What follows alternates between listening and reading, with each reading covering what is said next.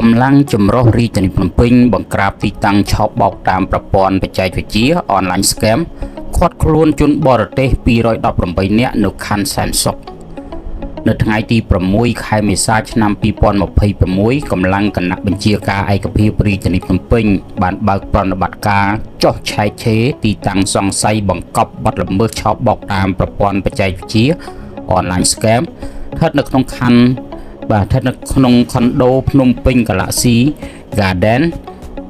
ភ្នំពេញ Galaxy Garden ក្នុងភូមិបន្លាស្អិតសង្កាត់ខ្មួញខណ្ឌសែនសុខ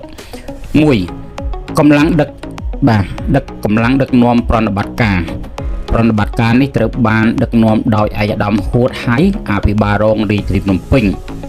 រួមជាមួយថ្នាក់ដឹកនាំនៃស្នងការដ្ឋាននគរបាលរាជធានីភ្នំពេញរួមមានលោកឧត្តមសេនីយ៍តូប៊ុនសុសិក្ខា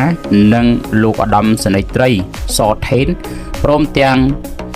មានការសម្របសម្រួលនីតិវិធីច្បាប់ដោយលោកជាសាបរាជអាជ្ញារងនៃអัยការអមសាលាដំបងរាជធានីភ្នំពេញ 2. លទ្ធផលនៃការឃាត់ខ្លួនជនបរទេសក្នុងកិច្ចប្រតិបត្តិការនេះសមត្ថកិច្ចបានរកឃើញជនបរទេសសរុបចំនួន218នាក់ស្រី10នាក់ដែលមាន6សញ្ជាតិផ្សេងគ្នារួមមានជនជាតិចិន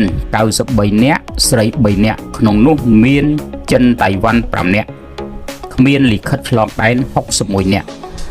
ជនជាតិបង់ក្លាដេស91នាក់ស្រី4នាក់គ្មានលិខិតឆ្លងដែន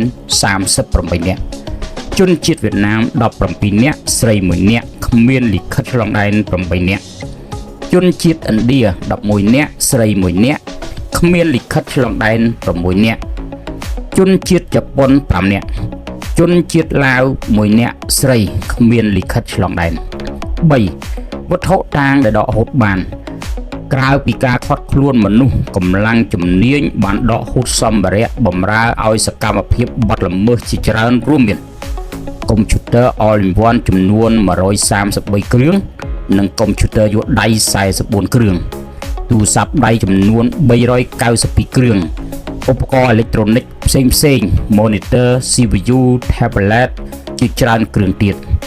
ជាពិសេសបំផុតនឹងរកឃើញមួកសម្លៀកបំពាក់និងការសម្គាល់ខ្លួន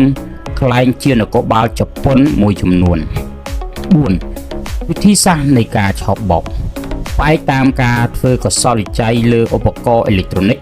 សមត្ថកិច្ចបានសន្និដ្ឋានថាក្រុមនេះបានធ្វើសកម្មភាពឆោបបោកក្នុងរូបភាព 1. ខ្លែងបន្លំជានគរបាលជប៉ុនដើម្បីបោកប្រាស់ជនជាតិជប៉ុន 2. ឆោបបោកតាមរូបភាពលួងលោមស្នេហា Romance Scam និងការបោកប្រាស់ក្នុងរូបភាពវិនិយោគ 3. គោលដៅជនរងគ្រោះគឺស្ថិតក្នុងប្រទេសជប៉ុនប៉ាគីស្ថានបង់ក្លាដេសនិងវៀតណាមវិធានការបន្តបច្ចុប្បន្នជនបរទេសទាំង218នាក់រួមនឹងវត្ថុតាងទាំងអស់ត្រូវបានប្រគល់ជូនស្នងការដ្ឋាននគរបាលរាជធានីភ្នំពេញដើម្បីចាត់ការតាមនីតិវិធីច្បាប់ជាបន្ត